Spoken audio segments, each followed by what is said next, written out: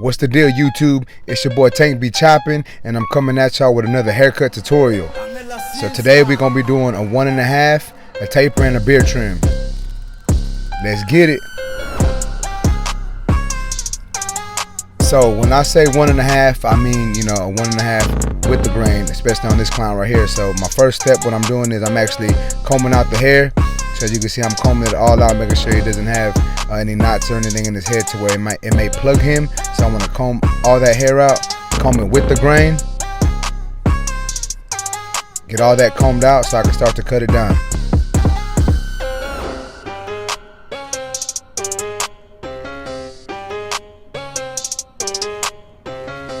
Sometimes this may take a little bit longer than other times, depending on the length of their hair.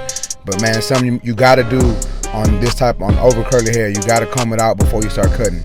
So what I'm doing first is I'm taking my number 2 guard on my Andis detachables, my Supras. I'm taking my number 2 and I'm going with the grain, and I'm basically just debulking most of this hair, you know, knocking it down before I actually start cutting it to the desired length.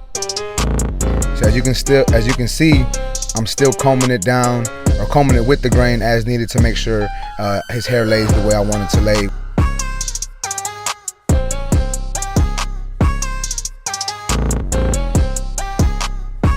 Pulling that ear down, making sure I'm cutting down all that hair and making sure I don't nick his ear. I have done that before with these clippers. I have nicked people behind the ear, so that's something that I don't want to do. So I make sure I pull the ear down to make sure that doesn't happen. And when it comes to the crown area, most people have a swirl right there, so you want to make sure you're following the hair pattern and the hair growth pattern, and just basically make sure you don't plug anybody right there. So you have to comb a lot right there, and you have to make sure you're following the direction of the hair, because if not, you will plug somebody in the crown area.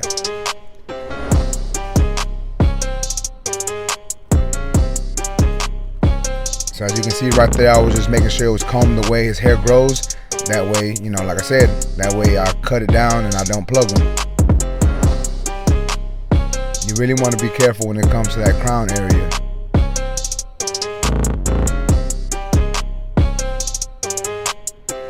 Alright, so now that that's done, I'm going to start brushing this hair down, and I'm using my 1/8 guard. And a lot of times people use this the one guard open all the way, but I'm actually doing it open to the 3rd notch, and reason why is he likes it that length. Most people, when they say 1.5, they want it all the way open, but my client likes it basically in between the 1 and the 1.5.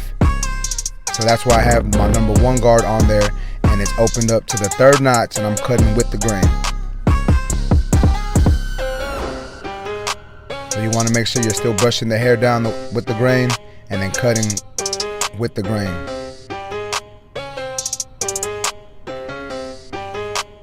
And I'm making sure I'm being really careful when it comes to that crown area to make sure I don't plug him and leave his hair too short in that area.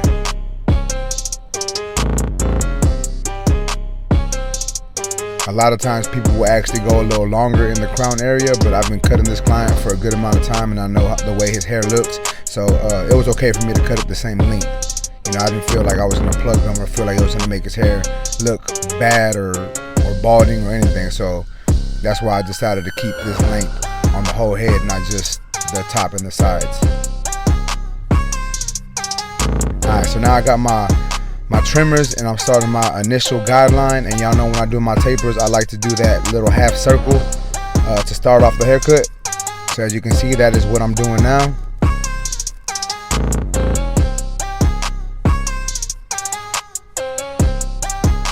I'm also making sure I'm brushing away all the extra debris, all the extra hair. I'm making sure I'm brushing that away to make sure that doesn't get in my way.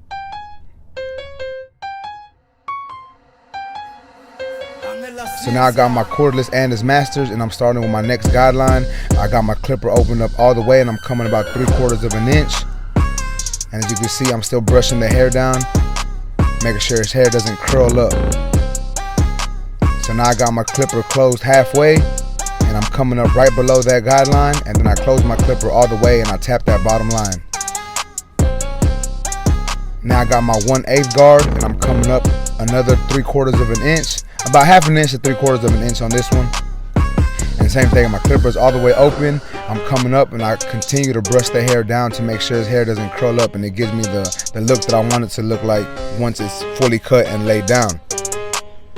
And same thing on this step. I'm closing my clipper halfway and coming below that line and then closing it all the way and tapping that bottom line. So now I got my number 2 guard all the way open. And as I'm fading, I'm still flicking out and I'm coming off of the head. I'm not pushing too hard. I'm just trying to make sure that the fade basically fades into the top and make sure it doesn't leave another line. So same thing with this guard. I use it all the way open, close it halfway, and then close it all the way. So now I'm fading back down, doing some detail work. I got my 1/8 on there once again, and I'm tapping dark spots that I see. You know, I want to make sure I give him a nice blurry taper.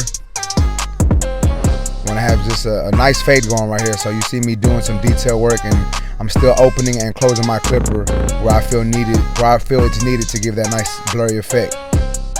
So now this is where I use my 1/16 guard, doing the same exact thing. Clipper all the way open, tapping a little bit at a time, close it a little bit, tap, and then close it all the way and tap where I feel it needs to be. And as you can see, I'm using the corner of the clipper also. I don't want to use the whole clipper because then I feel like I'll take off too much. Alright, so now I'm starting with his C cup, making an initial line and then making a line at the bottom, and I'm just making those two connect.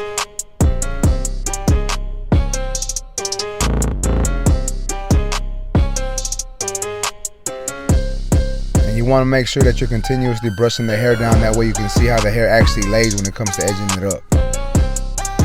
So as you can see now, I'm doing the back of his beard, and he's going to get a chin strap. I tried talking him into getting a full beard, but he didn't want it, so I said, alright, that's cool. We went ahead and did the chin strap. So as you can see here, I'm starting off underneath the chin, right in the middle, and I'm going over to the right, making a straight line. Taking off all that excess hair, making sure that line is straight. So now I turn my clipper upside down and I start attacking the top of his beard. And I want this line to be parallel to the line that I made at the bottom of his chin, or the bottom of the chin strap.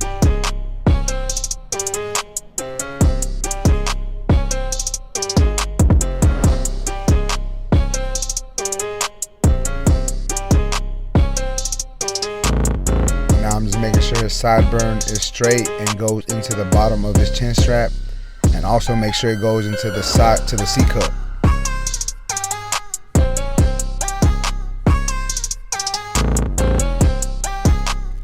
So as you can see, that bottom part looked a little thick, so I decided to thin it out a little more. So I'm just taking off a little at a time and give it a look and see if it looks better that way. So now I'm just sharpening up his C cup.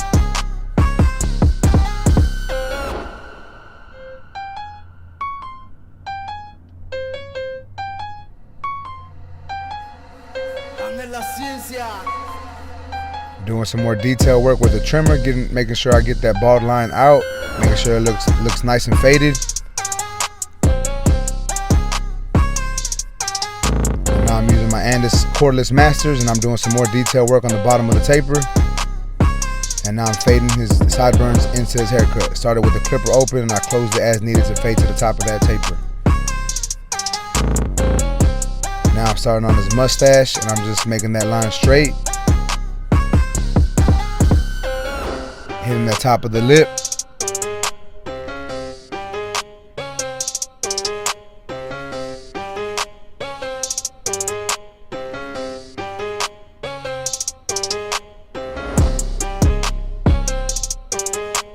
And sometimes this part right here is kind of tricky. A lot of times people do this at an angle. You want to make sure you do this nice and straight.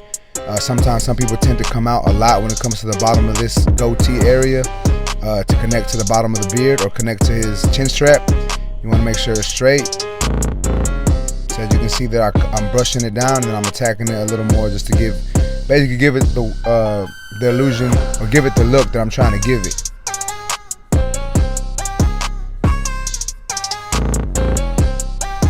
So now I'm working on the middle of his chin. And he likes this part to be straight to match up to his chin strap. I'm just making sure that line matches up with the chin strap and taking off the excess hair.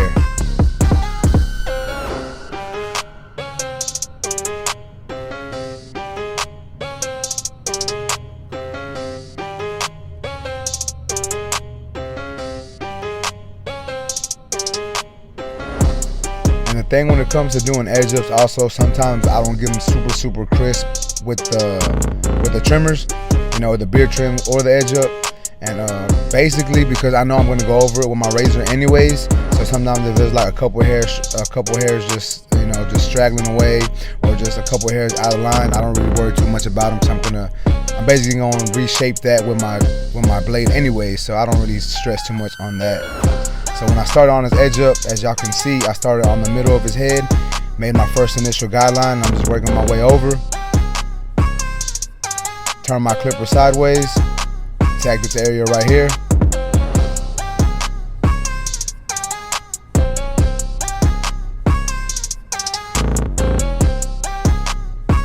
And as you can see, I give it a few taps and I brush it down the way his hair grows. That way I can see how it's actually gonna lay. So I'll give it a few taps, brush, look how it's gonna look to see how it looks, and then I'll re-attack that line to make sure it's nice and crisp.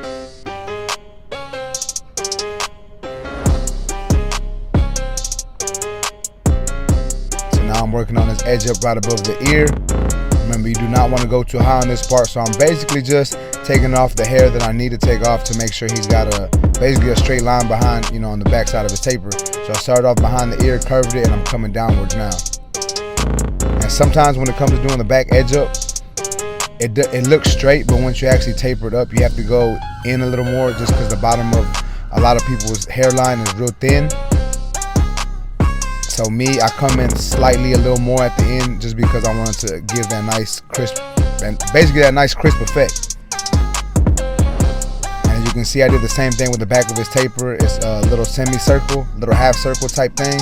And then I'm starting with my Andis Masters, clipper open, and I'm coming up about 3/4 to an inch, 3/4 of an inch to an inch, coming up, making my guideline, and then I'm just adjusting my clipper closed and working my way down.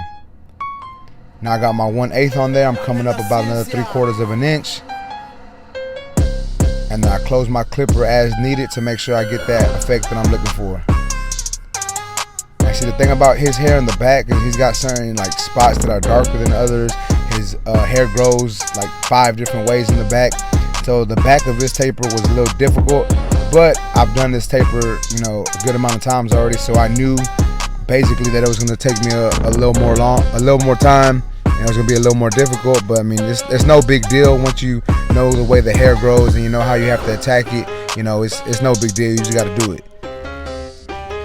So as you can see, I'm actually turning my clippers different directions, and that's just because I'm trying to make sure I'm cutting everything down and it fades in nice.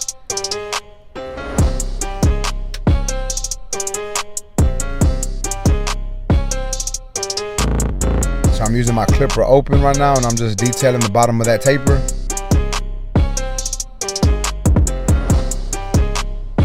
As you can see, I'm adjusting my blade to make sure it gets a nice, it looks nice.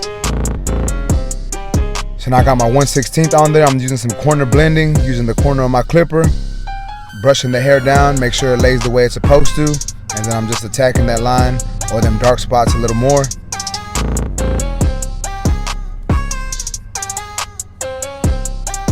Now I got my number 1 guard, and I'm doing the same thing, come up a little higher. And normally I fade downwards when it comes to doing the detail work, but since his hair was growing a bunch of different ways, I knew I had to raise the taper to give it a nice look, so I'm actually fading up. When most of the time I fade down, but in this instance I decided to fade up. And as you can see, I'm actually doing some more detail work on the side taper. You know, I saw something that I just really didn't like the way it looked, so I decided to hit it up a little more. So he's all lathered up, ready to start shaving. And basically what I'm doing is I'm just doing the same thing I did with my trimmers. I'm just doing it with the razor and making sure that line is straight and crisp. So I know some people use shave gel. I like using shaving cream. I just think for me it works a little better, especially when you use the hot towel also. This is just a service that I offer here at the shop. And as you can see, I'm using the Vibe FX from Babyliss to, you know, just give them a nice little face massage before I shave them. Now you don't have to do that, but it's just a service I provide. It comes with the haircut and beard trim, so that's just what I do. You don't have to do it, but it's just, I feel my clients enjoy it, they really like it, so that's why I do it.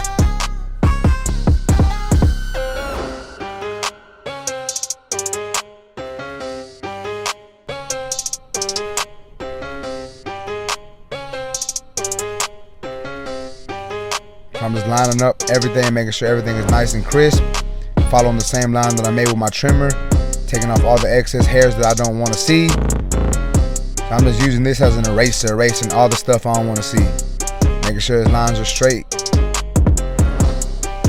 and making sure that haircut and that fade really pops.